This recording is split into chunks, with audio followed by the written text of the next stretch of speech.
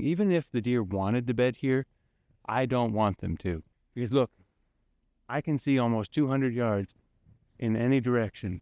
So if the deer are bedded out here, they're going to see me coming long before I even know they were there.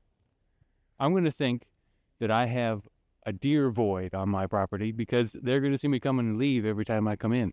This woods may as well be an open field. It may as well be a hay field. Get something growing, at least the deer would have good food. In the field here. Ain't that a pretty sight? It's similar over here. My quick tip about TSI, timber stand improvement, for whitetail hunting, not have timber that looks like this. You can see virtually endlessly. I can see the open field of my neighbor on that side, and I can see open field of mine. And if there hadn't been a hill there, I'd be able to see my neighbors on that side. This is an 80, so it's a quarter mile wide, and I can see a quarter mile beyond and a quarter mile beyond.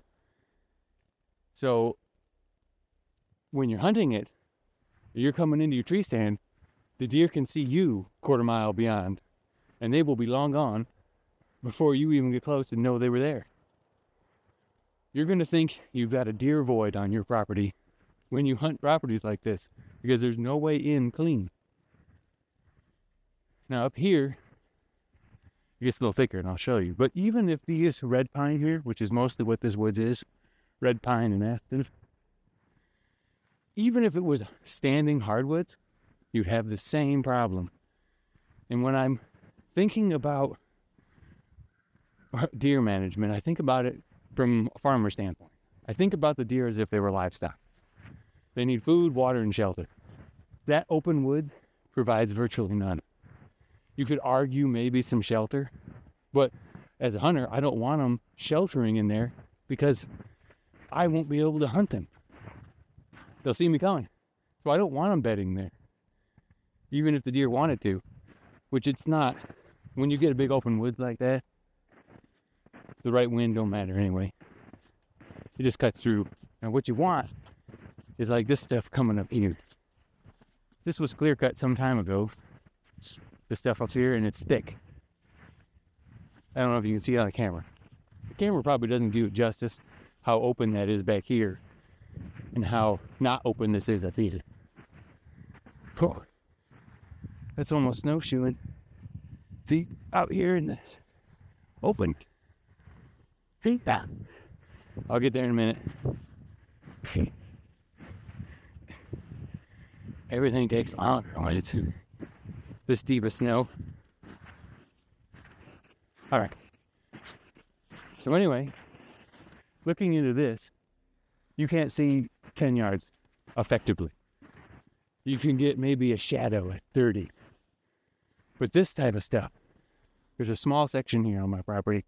It was clear cut probably approaching 30 years ago now. And it's quality bedding. Its usefulness for woody browse has gone down now that it's over 10, 15 years old. But there's still some in it. You can see deer trails in it. The deer still go in, and in the spring, there's some openings in here, real small openings, that will have raspberries. And the raspberries leaf out really early, and it's really good nutrition early in the spring. But yeah, you can see deer trails. The deer go in through here. There was none back there. Over here is an example of standing timber, wide open hardwoods. I don't know if the camera does this justice either, but that's beech, maple, maybe some oak. But you can see 200 yards to that too. When you get stuff like that, I would say it's virtually useless for deer hunting and for deer. The best thing, the best thing you can do with it is clear cut it. Because this is good bedding right here. So, those are my thoughts on, it's hard to do it, I'm sure the camera doesn't do it justice, on how open that is and useless that is. And now that the wind has shifted, it's blowing out of that woods. and it's cold. The wind was coming from this direction where we had some good cover. This provides shelter, good quality shelter, and some woody browse. You can actually see some of the lower branches where they've been nibbled on, and tons of deer tracks.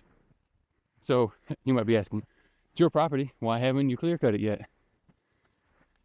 Well, there's a lot of factors at play there. I want to make sure I get a good logging company in, and I want to try a couple experimental things to try and regrow quality trees after this has been clear cut, so that I can diversify my trees, get more food, so that once it does grow beyond 10 feet tall and most of the woody browse is gone, we'll still have something there. And I haven't decided what I want there yet. That's a whole nother video I can talk about another time. Bottom line is, once the wide open woods is clear cut, they'll be the best hunting, period. The best deer hunting too, for about 10 years. Won't compare. Will be nothing will be it around here, at least. Only thing that would make it better is I could get some more high quality, like soybeans in here.